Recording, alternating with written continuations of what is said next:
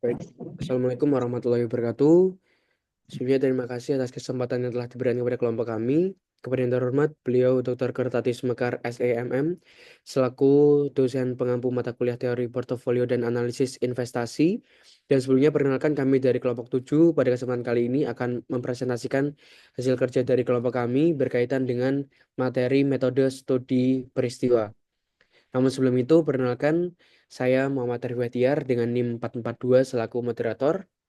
Kemudian untuk keanggotaan yang lain, yang pertama ada Muhammad Ryan dengan NIM 015, Dimas Arya Saputra dengan NIM 169, Yoga Adnan Syah dengan NIM 183, Aurelia Retno Nurvita dengan NIM 255, Mita Arianti dengan NIM 301, dan Amar Fadli Rahman dengan NIM 587.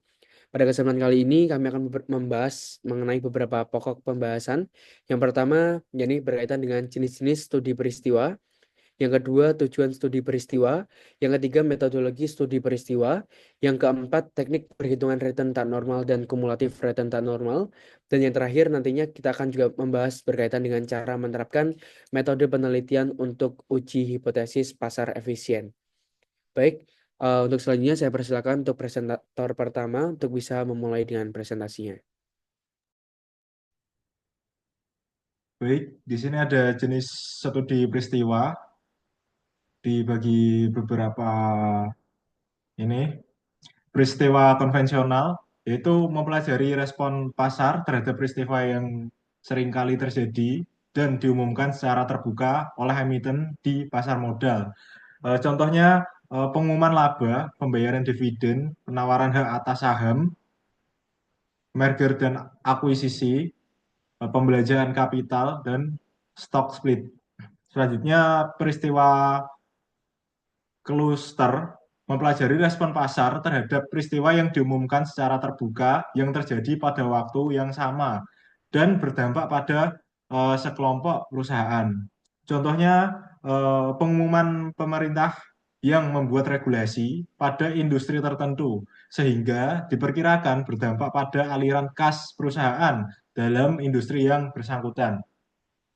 Oke, next, selanjutnya peristiwa tak terduga mempelajari respon pasar terhadap suatu peristiwa yang tidak terduga dengan karakteristik utama yakni peristiwa yang terjadi bersifat tak terduga. Studi peristiwa tak terduga juga relevan untuk menguji hipotesis efisien secara informasi dan keputusan. Contoh, dampak kebocoran nuklir pada kelompok perusahaan tertentu.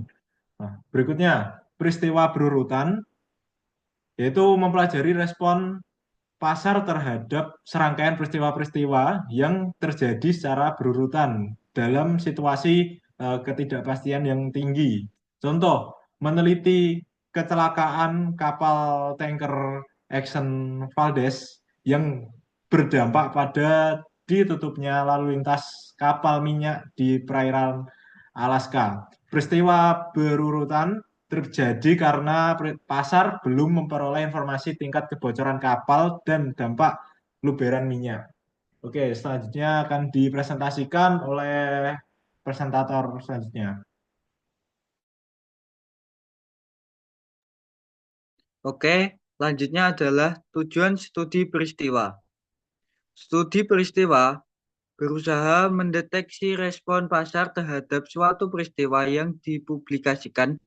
Respon pasar tergantung dari kandungan informasi yang melekat dalam suatu peristiwa yang diduga berdampak pada aliran kas perusahaan di masa datang. Penguji teoritis. Studi peristiwa pada dasarnya merupakan metodologi untuk penguji teori atau hipotesis efisiensi pasar bentuk setengah kuat. Pengujian teoritis. Pengujian respon pasar terkait dengan hipotesis efisiensi informasi atau kecepatan respon pasar yang relevan dengan penguji teori atau hipotesis pasar efisien bentuk setengah kuat. Juga efisiensi keputusan atau ketepatan respon pasar yang relevan dengan pengujian teori yang terkait dengan studi peristiwa seperti telah disinggung pada tujuan pengujian teoritis. Selanjutnya akan dilanjutkan oleh teman saya.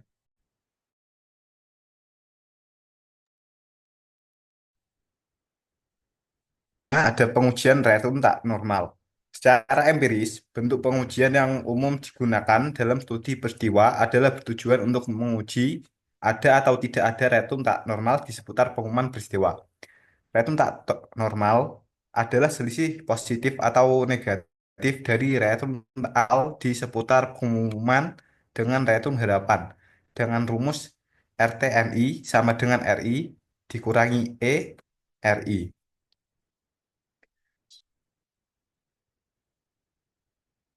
Next. Selanjutnya ada prosedur studi peristiwa. Yang pertama, mengidentifikasi bentuk efek dan waktu peristiwa. Peristiwa apa yang memiliki nilai informasi? Apakah nilai informasi tersebut, apakah nilai informasi peristiwa memiliki efek negatif atau positif terhadap ratu tak normal perusahaan tertentu dan apabila peristiwa terjadi atau dipublikasi. Yang kedua, menentukan rentang waktu studi peristiwa. Menentukan rentang waktu studi peristiwa. Periode estimasi adalah periode yang digunakan untuk meramalkan rentun harapan pada periode peristiwa. Periode peristiwa adalah periode disebut peristiwa yang digunakan untuk menguji perubahan rentun tak normal. Selanjutnya akan dipresentasikan oleh teman saya. Selanjutnya, yang ketiga, menentukan metode penyesuaian retun yang digunakan untuk menghitung retun tidak normal. Terdapat 3 metode yang secara luas digunakan dalam penelitian studi peristiwa. Yang pertama, model-model statistika, yaitu model disesuaikan rata-rata dan model pasar. Yang kedua, model disesuaikan dengan pasar. Yang ketiga, model-model ekonomika, yaitu capital asset pricing model dan arbitrage pricing theory. Yang keempat, menghitung retun tidak normal di sekitar periode peristiwa. Perhitungan dari beberapa waktu sebelum dan sesudah pengumuman peristiwa terjadi, yaitu RTN-IT sama dengan RIT min E dikali RIT. Next.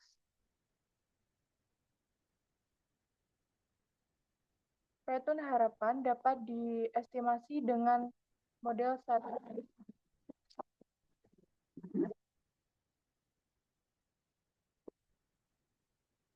Model ini, yang pertama, model disesuaikan rata-rata. Model ini memprediksi rate berdasarkan rata-rata retun selama periode estimasi. Model tersebut diproksi dengan cara rata-rata aritmatik seperti dengan rumus yang tertera di slide. Selanjutnya akan dilanjutkan oleh teman saya.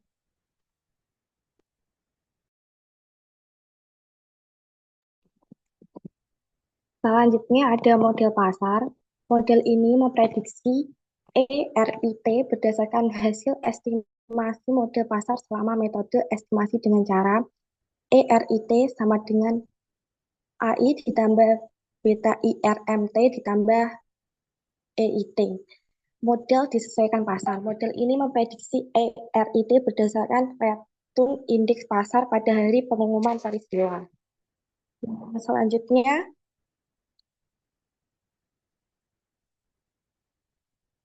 next.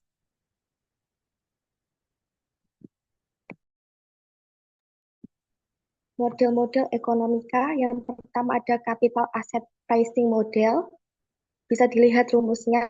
Yang kedua arbitrage pricing model, ketiga rata-rata retun tak normal, keempat retun tak normal kumulatif dalam periode peristiwa. Selanjutnya akan dibacakan oleh teman saya.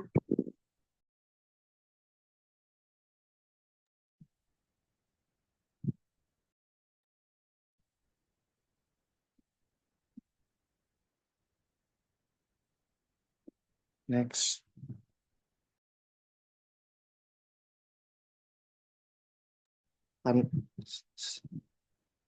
sebelumnya. Analisis statistik, uji statistik parametrik. Yang pertama ada kesalahan standar estimasi berdasarkan return rata-rata periode estimasi, rumusnya seperti itu. Yang kedua ada kesalahan standar estimasi berdasarkan return prediksi periode estimasi, bisa dilihat rumusnya yang kedua. Dan yang terakhir kesalahan standar estimasi dengan penyesuaian dependensi sederhana, rumusnya seperti itu. Next. Yang terakhir contoh studi peristiwa. Dasar teori dan hipotesis ada dua. Yang pertama dasar teori hipotesis pasar efisien dan dasar teori dividen. Yang pertama dasar teori hipotesis pasar efisien, yaitu pasar akan merespon informasi yang diumumkan secara terbuka kepada publik dan diduga memiliki kandungan penting dan secara fundamental berpotensi menyebabkan perubahan penilaian aset. Yang kedua ada dasar teori dividen, yaitu dibutuhkan teori lain yang secara spesifik melekat dalam suatu bentuk peristiwa yang diteliti. Dalam hal ini adalah teori signaling. Selain teori signaling, terdapat beberapa teori lain seperti teori keagenan, teori dividen tidak relevan, dan model pembayaran dividen residual. Next. Terima kasih, saya kembalikan ke moderator.